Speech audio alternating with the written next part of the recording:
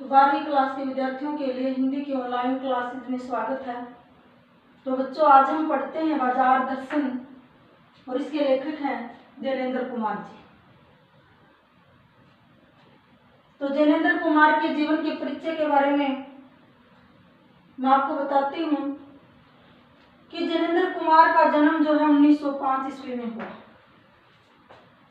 इनका मूल नाम जो था यानी बचपन का नाम आनंदीलाल था।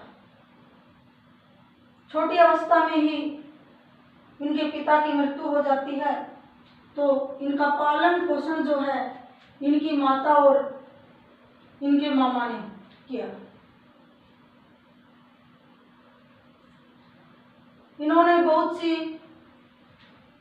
विपदाओं का सामना करना पड़ा, क्योंकि जब इन्हें गुरुकुल में पढ़ने के लिए भेजा गया तो इनका नाम वहां आनंदीलाल ने कहकर जैनेन्द्र कुमार लिखवाया गया। तो तभी से इनका नाम जो है जैनेन्द्र कुमार पड़ा। इस प्रकार पढ़ते पढ़ते इन्होंने आंदोलनों में भाग लेना शुरू कर दिया, क्योंकि जब हमारा देश क्या था, अंग्रेजों का गुलाम था। तो 3 महीनों की सजा काटने के बाद ये घर वापस आए और इन्होंने अपनी पढ़ाई को जारी किया। तो इस प्रकार इन्होंने साहित्य में अपना योगदान दिया और इन्होंने अनेक उपन्यास और कहानियां लिखी। त्यागपत्र जो कि इनका एक बहुत चर्चित उपन्यास हुआ है, परख, ये सभी क्या है इनके उपन्यास। नीलम देश की राजकन्या, खेल, ये इनकी कहानियां हैं। इन्हें पुरस्कार भी प्राप्त हुआ, भारतीय सम्मान, और इन्हें पद्म भूषण से भी सम्मानित किया गया। तो इस प्रकार 1937 में जब इनका त्यागपत्र प्रकाशित हुआ तो उनकी कहानियों ने मनोवैज्ञानिक उपन्यासकार के रूप में ख्याति प्राप्त की। इसी प्रकार नीलम देश की राजकन्या, खेल आदि कहानियां जो है कालजयी रचनाओं के नाम से भी जानी जाती है। इन्होंने ऐसा नहीं कि अपना साहित्य में योगदान देते देते ये गहन चिंतक के रूप में भी जाने जाते थे, क्योंकि सहज सरल और अनौपचारिक सी दिखने वाली शैली में इन्होंने समाज, अर्थनीति आदि के संदर्भ में प्रश्नों को सहज रूप से सुलझाने की कोशिश की है। तो इनका गांधीवाद था जो इन पर बहुत प्रभाव पड़ा।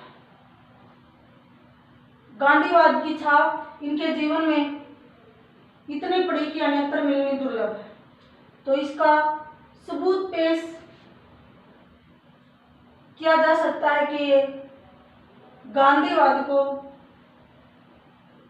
कितना चाहते थे, अर्थात ये बहुत ही गांधीवाद को हर जगह किया है। तो अब हम बताते हैं कि इनकी मृत्यु जो है 1990 में हुई। तो पाठ शुरू करते हैं बाजार दर्शन। तो बाजार दर्शन जो पाठ है ये जैनेन्द्र कुमार जी का एक महत्वपूर्ण निबंध है, जिसमें क्या है गहरी वैचारिकता और साहित्य सुलभ लालित्य का दुर्लभ संयोग देखा जा सकता है।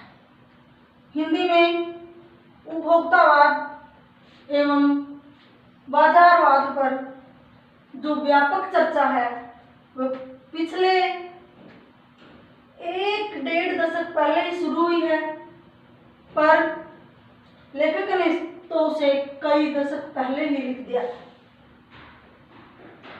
जो कि आज भी इनकी मूल अंतर्वस्तु के मामले में बेजोड़ साबित हुआ है। तो क्या होता है इस निबंध में? वे लेखक और उसकी पत्नी और लेखक का मित्र और इनके पड़ोस में रहने वाले एक भगत जी, ये जो इस पाठ में पात्र के रूप में आते हैं। तो क्या होता है, लेखक और उसकी पत्नी जो है बाजार जाते हैं। तो बाजार जो है इतना आकर्षित है, इतना लेखक और उसकी पत्नी को लुभावनापन होता है कि वो अनावश्यक वस्तुएं भी खरीद लेते हैं। जिसके पास मनी पावर यानी पैसा है तो वही क्या है, खरीद सकता है, उसी की परचेजिंग पावर है। अगर हमारा मन खाली है और हमारे पास क्या है, पैसे हैं, तो हम क्या कर सकते हैं, हम कुछ भी खरीद सकते हैं, यानी अनावश्यक वस्तुएं भी खरीद सकते हैं। लेकिन अगर हमारे पास पैसे हैं और हमारा मन खाली नहीं है तो हम क्या करेंगे, हम आवश्यक वस्तुएं ही खरीदेंगे। और अगर हम आवश्यक वस्तुएं खरीदेंगे तो क्या होगा, उसमें बाजार की सार्थकता है। और अगर हम अनावश्यक वस्तुएं खरीदेंगे, पैसा वैसे ही बर्बाद करेंगे, तो इसमें क्या होता है, बाजारूपन है। तो इस प्रकार लेखक जो है इतनी खरीदारी करता है कि उसके पास घर वापस आने के लिए टिकट का किराया भी न बचा। तो लेखक जो है उसके मित्र से मिलता है। ये जो बातें हैं उनकी दिल्ली में चांदनी चौक की है। तो वह अपने मित्र से कहता है कि आप बाजार से क्या क्या लाए। तो मित्र बताता है कि बाजार से आज कुछ नहीं खरीदा। क्यों नहीं खरीदा? क्योंकि मेरे पास पैसे थे, मैं सारे बाजार को खरीदना चाहता था और सारा बाजार मैं खरीद नहीं सकता था, इसलिए मैं खाली हाथ घर लौटा। तो इसे भगत जी जो उनके पड़ोस में रहते थे, उसके मित्र जो उनका उदाहरण देते हैं कि हमारे पड़ोस में एक भगत जी रहते हैं जो कभी भी बाजार की तरफ आकर्षित नहीं होते। उन्हें कभी भी बाजार अपनी तरफ आकर्षित नहीं कर सकता, क्योंकि वो जो अपना आवश्यक सामान है वो चूर्ण बनाते हैं और वही बेचते हैं। तो सीधा बाजार से निकलकर वो पंसारी की दुकान पर जाते हैं और वहां से चूर्ण का सामान लिया और सीधा अपने घर वापस आते हैं। और क्या होता है, उन्होंने भी वो ईमानदार व्यक्ति भी है, क्योंकि 6 आने का चूर्ण बिकने के बाद वो कभी भी फालतू बिक्री नहीं करते, फ्री में बच्चों को क्या कर देते हैं, बांट देते हैं। तो इस प्रकार उनमें लालच की भावना नहीं है। तो लेखक बताना चाहता है कि अगर हम इस प्रकार से खरीदारी करेंगे तो क्या है, जो एक ग्राहक है और जो एक बेचक है उसके बीच जो है भाईचारा यानी समाज जैसे कि जो भावना उनके अंदर जो सामाजिकता का जो दायरा है वो खत्म हो जाएगा। क्यों हो जाएगा?